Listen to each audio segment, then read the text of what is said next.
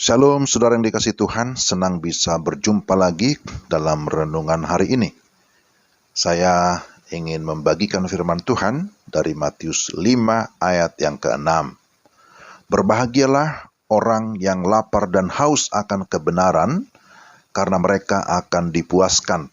Itulah firman Tuhan, dan tema kita dipuaskan karena kebenaran. Saudara yang terkasih dalam Tuhan, banyak orang merasa tidak puas dalam menjalani kehidupannya. Mengapa? Karena apa yang diharapkan tidak sesuai dengan kenyataan, sehingga rasanya tidak puas.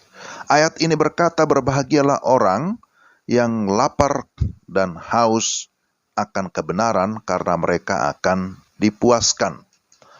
Jadi dipuaskan dalam bagian ini merupakan akibat, tetapi penyebabnya adalah lapar dan haus akan kebenaran.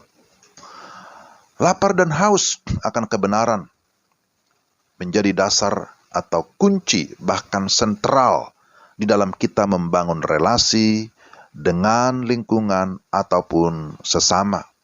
Bahkan dalam menghadapi situasi yang sulit, rasa lapar dan haus yang bersifat spiritual adalah merupakan ciri khas umat Allah, menjadi kekuatan yang ada di dalam kehidupan setiap orang yang percaya. Jadi ambisi utamanya bersifat spiritual, bukan material. Maka Matius 6 ayat 33 berkata, carilah dahulu kerajaan Allah dan kebenarannya. Di sana ada disebut dan kebenarannya, maka semuanya itu akan ditambahkan kepadamu. Tanpa kebenaran Allah, tidak mungkin orang bisa merasa miskin. Miskin yang dimaksud bukan secara materi, tapi miskin dalam pengertian dia merasa tidak layak, merasa berduka oleh karena sadar bahwa dia adalah orang berdosa, ataupun memiliki kelemah lembutan, ataupun memiliki kemurah hatian dan siap membawa damai serta mengalami sekalipun berbagai yang namanya penganiayaan. Orang bisa menghadapi semua ini ketika dia memiliki kebenaran di dalam dirinya. Jadi ada 3 segi kebenaran. Kebenaran legal, ini yang pertama. Ini adalah pembenaran oleh Allah melalui iman kepada Kristus. Sebab dalam Roma pasal 3 disebutkan di sana, semua manusia sudah berdosa. Tetapi oleh karena kasih karunia, kamu dibenarkan melalui iman kepada Kristus. Jadi kita dibenarkan karena iman kepada Kristus. Dan kemudian ada kebenaran moral atau kebenaran etis sebagai buah dari pembenaran legal. Ketika seseorang sudah mengalami pembenaran, maka dia juga memiliki pembaharuan atau perubahan moral atau karakter, sehingga dia hidup di dalam kekudusan, hidup di dalam kebenaran, hidup di dalam keadilan, hidup di dalam kasih.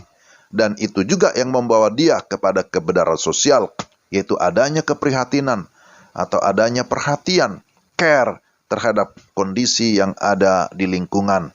Maka yang dia pikirkan adalah bagaimana kehidupannya menjadi berkat yang mendatangkan pembebasan ya bagi manusia lain dari segala penindasan, dari ketidakadilan atau marginalisasi. Jadi ini saatnya saudara, saat inilah kesempatan bagi kita untuk hidup dalam kebenaran dan memperjuangkan kebenaran atau keadilan dengan cara memperhatikan orang-orang terlantar, sebagaimana dalam Yesaya 58 ayat 7. Martin Luther King sebagai seorang pendeta aktivis dan aktivis antirasialisme di Amerika pada abad 20, dia mati terbunuh atau tertembak karena apa? Memperjuangkan hak-hak orang miskin. Tapi kemudian tidak berhenti sampai di situ. Ketika dia mati, istrinya yang bernama Coretta tetap berjuang karena memiliki kerinduan mendalam demi tegaknya keadilan. Karena dia memiliki rasa lapar dan haus akan kebenaran. Dan bukan hanya untuk dirinya sendiri, tetapi untuk kepentingan orang lain. Saudara-saudara, Hal inilah yang diajarkan oleh Tuhan Yesus, sang kebenaran itu, kepada murid-muridnya, termasuk saudara dan saya. Kita yang mengaku percaya kepada Kristus, menerima Kristus, kita adalah anak-anaknya, kita murid-muridnya. Kita juga harus memiliki rasa lapar dan haus akan kebenaran di dalam kehidupan kita. Sebenarnya siapakah kebenaran itu? Itu bicara tentang Tuhan. Yesus sendiri berkata, "Akulah jalan dan kebenaran dan hidup." Firman-Nya adalah kebenaran. Maka kalau kita hidup di dalam kebenaran, kita punya karakter hidup yang benar, dan kemudian kita punya kepedulian terhadap orang lain. Maka di sanalah akan ada kepuasan. Kita akan dipuaskan, kita akan diberkati oleh Tuhan, karena kita sungguh-sungguh memiliki rasa lapar dan haus akan kebenaran. Kita memiliki satu kerinduan yang besar untuk kita hidup dalam kebenaran, tapi juga melakukan tindakan-tindakan yang sesuai dengan kebenaran, dengan mengikuti pola atau teladan Yesus Kristus. Mari kita berdoa. Tuhan, terima kasih untuk renungan hari ini. Kiranya Roh Kudus menolong kami, supaya kami dapat menjadi pelaku firman. Dalam nama Tuhan Yesus. Amin. Demikian renungan kita. Tuhan memberkati saudara sekalian. Salam.